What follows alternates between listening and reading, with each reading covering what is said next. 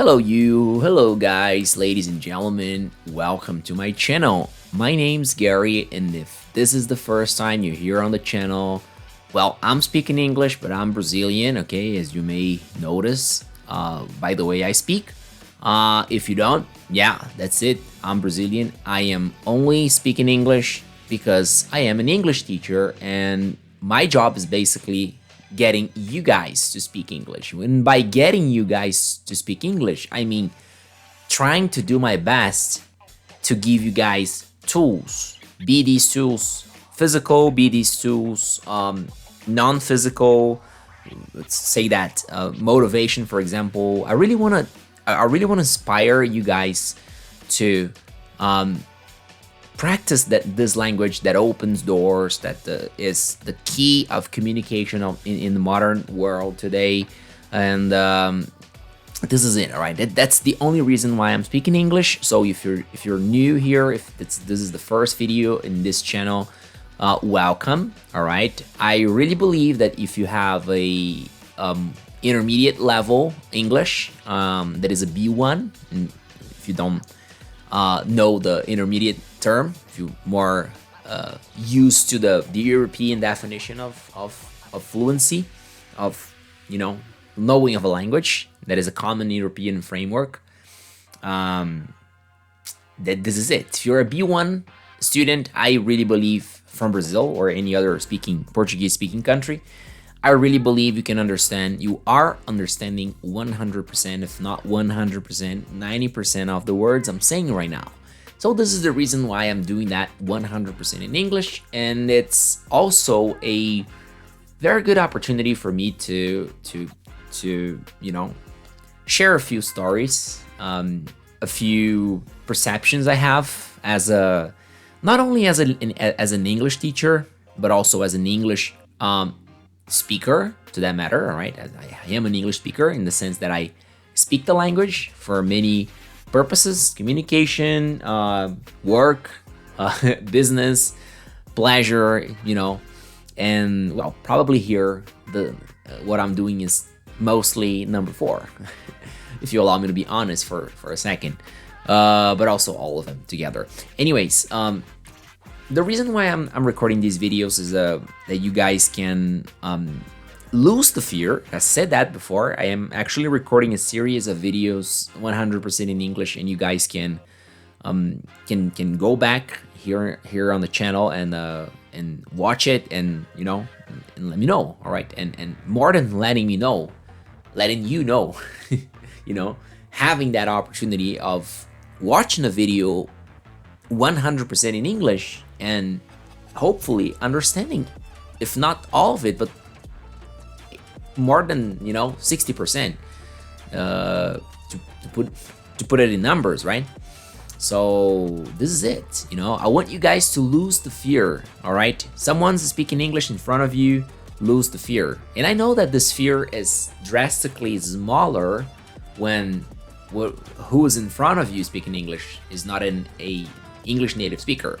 But I talked a lot about it before in the previous videos of the series, and that's not what I'm gonna talk about today. What I'm about to tell you today is I probably took longer than I should to get to this point. But what if I told you that I learned English from, if you're Brazilian, you know who I'm talking about. If you're not Brazilian, you're not gonna know. But what if I told you that I learned English from Luciano Huck?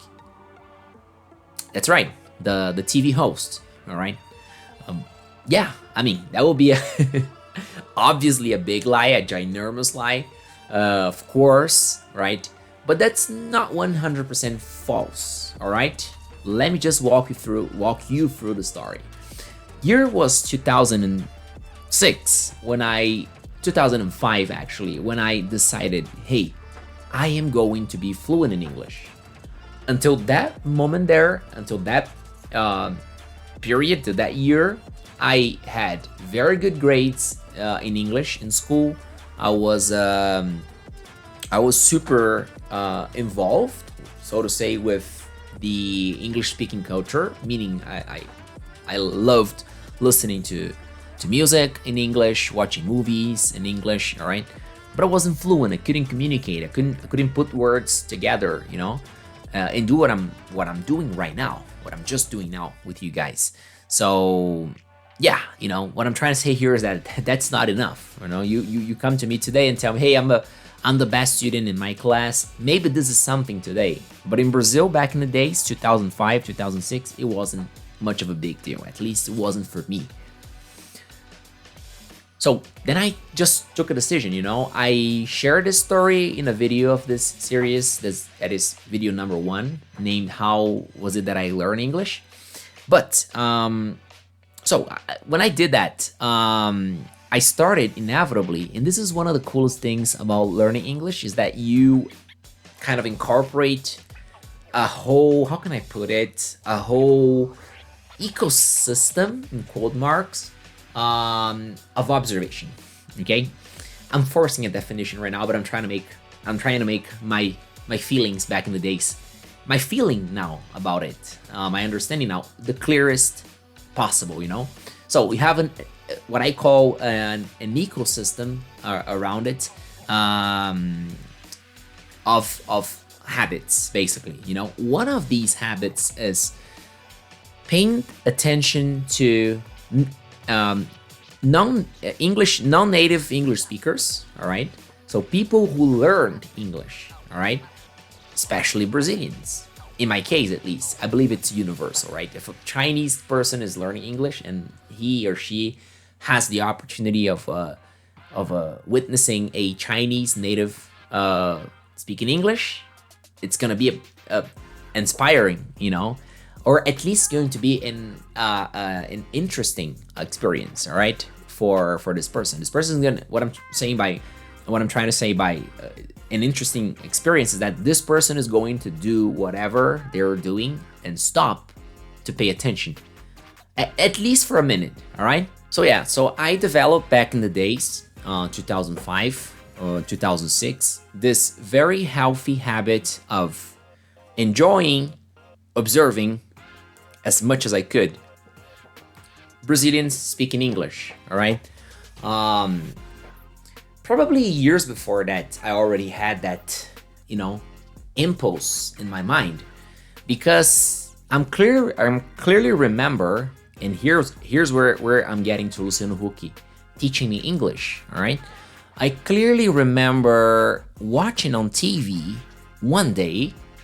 I won't be able to tell you exactly the year. All right, but I have you know. My guess here would be 2001, 2002, all right? So I clearly remember, it was before the World Cup, Brazil won in 2002. That's what I remember for clear, right? But I remember in one of the TV shows, actually, I remember in almost all TV shows, all TV hosts, all right? Gugu, Faustão, other guys. 90% of them were not even basic level in English, right? They didn't know a word in English. Gugu, for example, he didn't know a word. As far as I mean, no, maybe Gugu not, because he was living in the States. But anyways, it was crazy because every time, yeah, maybe he learned later, because when he died, he was in the States. But I remember, go look for the video of Van Dyne on his show. All right, that was like 2000 and early 2000, you know, maybe 1999. I don't know. So he doesn't speak. He just say a few words here and there. So at least back in that moment, he was not fluent. All right, maybe later, I don't know. I don't really know, and it's not even the point. But I remember like witnessing these guys having to use translators, all right, to communicate with foreigners, all right. And I remember thinking, and I still think like that. I still have this very same opinion. How is it that a person who gets paid to communicate, who gets very, very well paid to make communication, all right, doesn't speak at least intermediate level English, at least intermediate level. You know, I would forgive, for lack of a better word, that person's English not being advanced. All right, maybe the person doesn't like the language. You know, that's fair. You know, but at least B1 intermediate, at least able to ask simple questions and understanding the answers, of course, because just asking, even Sabrina Saad can do that, or can try at least. So yeah, you know, I remember like that's an embarrassment, you know. I would feel that embarrassment. I was like, no, it's not possible. I don't believe. And I remember clearly that in one moment, probably 2001, 2000, Luciano Huck could not speak English. All right. If I find any video here to complement what I'm saying, I'm gonna put here, but I probably won't. He couldn't. And I remember like, oh my God, one more disappointment, blah blah blah. And then years went by, and then after the World Cup, one day Luciano Huck, this probably 2006, 2007, at the very apex of my I'm going to learn English journey, you know, like when I was starting, you know, when I was in, you know, when I was feeling every single achievement, you know.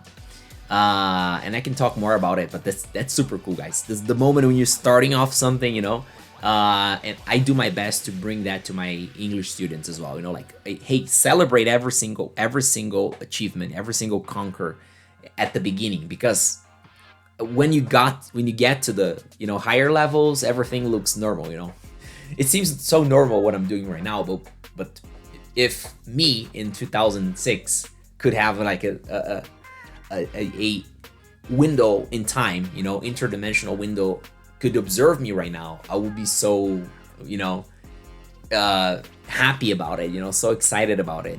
So enjoy that moment, guys. So at this moment, you know, when I was like already embarked on this me learning English journey, I remembered one episode when Luciano Huck went to, well, somewhere in Europe where Ronaldinho was living, not Gaúcho, right? Not the witch, the phenomenon, and going to his place, right? That was the thing of the trip. He was like, he went to visit, going to Ronaldinho's house in Barcelona, wherever, somewhere in Europe, and then at some point, they were there talking and stuff. Ronaldo was showing his place around, just the same thing you could expect from this type of videos in a TV show. And then Ronaldo says, "Hey, you know what? He just got a call. Someone called him." Of course, that was an addition. It wasn't because, like, if you're like 20 years old, you probably have the feeling that everything is. There's no much addition, right? It's just like the videos we have on YouTube today, right? The videos back in the days were super edited, you know, way more edited than what the YouTube videos are, because like time on TV was more expensive, you know, for many reasons. So through the additions, you know, it got clear that someone called him, Ronaldo, and then we have the video of Ronaldo telling Luciano. You say, you know what? David is on his way to come here. David Beckham, you know, from England. And Luciano Huck was like, wow, blah blah. And then the addition like made it super quick, you know. And then next frame is David Beckham sitting on the couch with them and chit-chatting around. And then Luciano Huck just killed it. You know, he just started asking questions to David Beckham. Probably David Beckham didn't even know him. He was like, oh, who's this guy? Probably famous, probably, you know, probably Ronaldo briefed him, you know. But then Luciano Huck just, as I said, killed it. He just started speaking English perfectly, you know. And here I congratulate the edition of the show, because they just added the subtitles. You know, they didn't voice over, if that's the correct term, right? As you know, it uses to happen, or used to happen, or it usually happens, or it used to happen in the past. So he was just like destroying. He just spoke English flawlessly, you know. And I remember that was the coolest part. Him, after having this, you know, super convincing, you know, super clear conversation with David Beckham, he turning to Ronaldo and looking at him like, yeah, man, you know, I did it.